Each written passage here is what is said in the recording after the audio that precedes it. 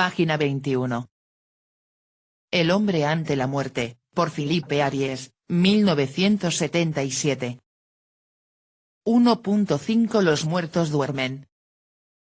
Por eso la distancia entre la muerte y la vida no era sentida, según la frase de Jankelevich, como una metábola radical. Tampoco era la transgresión violenta que Georges Bataille relacionaba con la otra transgresión que es el acto sexual. No se tenía la idea de una negatividad absoluta, de una ruptura ante un abismo sin recuerdo. No se experimentaba tampoco el vértigo y la angustia existencial, o al menos ni uno ni otra tenían sitio en los estereotipos de la muerte. En cambio, no se creía en una supervivencia que fuera simple continuación de la vida en este lado. Es notable que, en la última despedida, tan grave, de Rolando y de Oliveros, no se haga ninguna alusión a un encuentro celeste pasada la lamentación del duelo, el otro olvidaba rápidamente. La muerte es un tránsito, un interitus. Mejor que cualquier historiador, el filósofo Jankelevich ha captado ese carácter, tan contrario a sus propias convicciones. El muerto se desliza en un mundo que, dice él, solo difiere de este mundo por su debilísimo exponente. En efecto, Oliveros y Rolando se han dejado como antes de caer, cada uno de los dos, en un largo sueño, indefinido. Se creía que los muertos dormían. Esta creencia es antigua y constante. Ya en el Hades homérico los difuntos, pueblo apagado, fantasmas insensibles de los humanos agotados, duermen en la muerte. Los infiernos de Virgilio son también un reino de simulacros, morada del sueño, de las sombras y de la noche adormecida. Allí donde, como en el paraíso de los cristianos, reposan las sombras más felices, la luz tiene el color de la púrpura, es decir, del crepúsculo. El día de los Feralia, día de los muertos, los romanos sacrificaban, según Ovidio en Tacita, la diosa muda, un pez con la boca cosida, alusión al silencio que reina entre los manes, locutille silentis aptus, ese lugar consagrado al silencio. Era también el día de las ofrendas llevadas a las tumbas, porque los muertos, en ciertos momentos y en ciertos lugares, salen de su dormición como las imágenes inciertas de un sueño y podían perturbar a los vivos. Sin embargo, parece evidente que las sombras extenuadas del paganismo están algo más animadas que los durmientes cristianos de los primeros siglos. Desde luego, estos también pueden vagar, invisibles entre los vivos, y se sabe que se aparecen a las personas que van a morir pronto. Pero el cristianismo antiguo exageró más bien la insensibilidad hipnótica de los muertos, hasta la inconsciencia, sin duda porque el sueño era solo la espera de un despertar bienaventurado, el día de la resurrección de la carne. San Pablo enseña a los fieles de Corinto que el Cristo muerto ha resucitado, que entonces se apareció a más de 200 hermanos juntos, unos viven todavía, otros se han dormido, quidam autem dormierunt. San Esteban, el protomártir, muere lapidado. Las actas de los apóstoles dicen, ob dormivit in domino.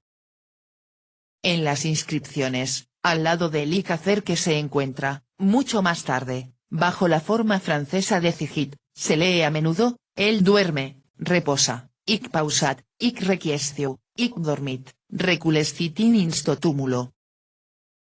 Santa Radegunda pide que su cuerpo sea enterrado en la basílica donde muchas de nuestras hermanas también han sido inhumadas, en un reposo perfecto o imperfecto, in basilica ubi etiam mutae sorores nostrae conditae sunt, in requie sive perfecta sive imperfecta. El reposo podía por tanto no estar seguro de antemano, requie perfecta sive imperfecta. Las liturgias medievales y galicanas, que serán reemplazadas en la época carolingia por la liturgia romana, citan los nomina pausantium, invitan a rezar prospiritibus pausantium, las almas de los durmientes. La extrema unción reservada a los clérigos, en la Edad Media, es llamada Dormientium Exitium, el sacramento de la muerte de los durmientes. Ningún documento explica mejor la leyenda de los 7 durmientes de Éfeso, la creencia del sueño de los muertos. Se difundió lo bastante como para encontrarla al mismo tiempo en Gregorio de Tours, en Paul Diacre e incluso, en el siglo XIII, en Jacques de Voragine, los cuerpos de los 7 mártires, víctimas de la persecución de Decio, fueron depositados en una gruta amurallada. La versión popular quiere que reposaron allí durante 367 años, pero Jacques de Voragine, que conoce su cronología, hace observar que, si se hace la cuenta, no han podido dormir más de 186 años. Sea como fuere, en la época de Teodosio se propagó una herejía que negaba la resurrección de los muertos. Entonces, para confundir a los heréticos, Dios quiso que los 7 mártires resucitasen, es decir que los despertó, los santos se levantaron y se saludaron, con la idea de que no habían dormido más que unas noches, se saludaron como Oliveros y Rolando hicieron antes de dormirse en la muerte. De hecho, habían dormido varios siglos sin haberse dado cuenta, y aquel de ellos que salió a la ciudad no reconoció nada del Éfeso de su tiempo. El emperador, los obispos, el clero, advertidos del prodigio, se reunieron con la multitud ante la gruta tumular para ver y oír a los 7 durmientes. Uno de ellos, inspirado, explicó entonces la razón de su resurrección: creednos, es por vosotros por lo que Dios nos ha resucitado antes del día de la gran resurrección. Porque hemos resucitado verdaderamente y vivimos. Y lo mismo que el niño vive en el vientre de su madre sin sentir necesidades. Así nosotros hemos estado viviendo, reposando, durmiendo y no experimentando sensaciones. Cuando hubo dicho estas palabras, los 7 hombres inclinaron la cabeza sobre la tierra, se durmieron y entregaron el espíritu según orden de Dios. ¿Se puede describir mejor el estado de dormición en que estarían sumidos los muertos? Veremos, capítulo 5, que esta imagen resistió siglos de rechazo por parte de los literati, se la encuentra en la liturgia, en el arte funerario. No está ausente de los testamentos. Un cura de París en 1559 opone todavía a la umbra mortis la placidam quietam mansionem, la morada del reposo. Y hasta nuestros días, las plegarias a intención de los difuntos serán dichas por el reposo de sus almas. El reposo es a la vez la imagen más antigua, la más popular y la más constante del más allá. No ha desaparecido aún hoy, a pesar de la competencia de otros tipos de representación. En el jardín florido.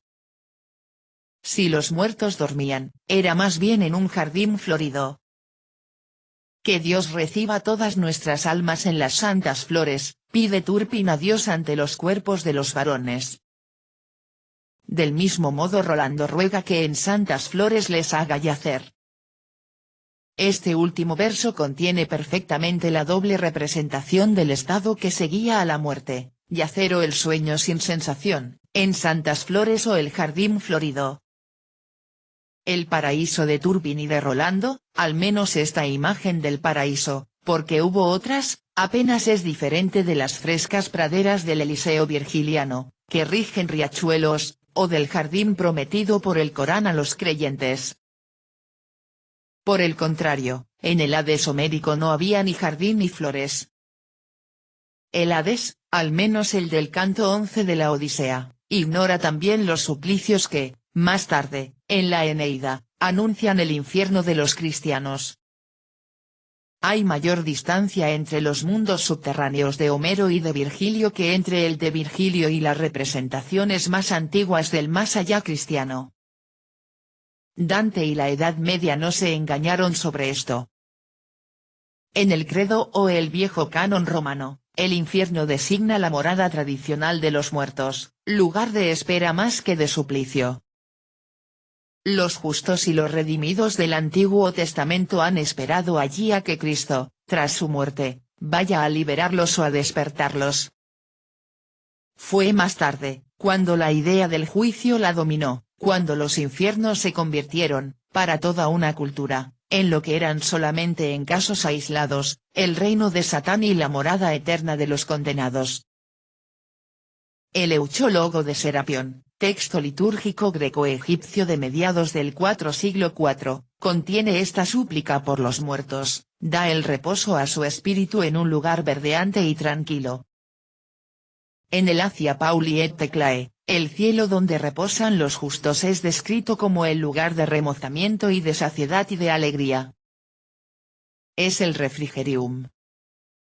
Refrigerium o refrigere se emplean en lugar de requies o de requiescere. Refrigeretnos qui omnia potest. Dice una inscripción marsellesa que puede datarse de finales del siglo II. Danos la frescura, tú que puedes todo. En la Vulgata, el libro de la sabiduría llama al paraíso refrigerium, justus, si morte preoccupatus fuerit, in refrigerio erit, el justo, después de la muerte, estará en el paraíso. 4:6-14. La palabra subsiste, siempre con el mismo sentido, en el canon antiguo de nuestra misa romana, en el momento de los difuntos, in locum refrigeri, lucis et pacis, un jardín fresco, luminoso y pacífico.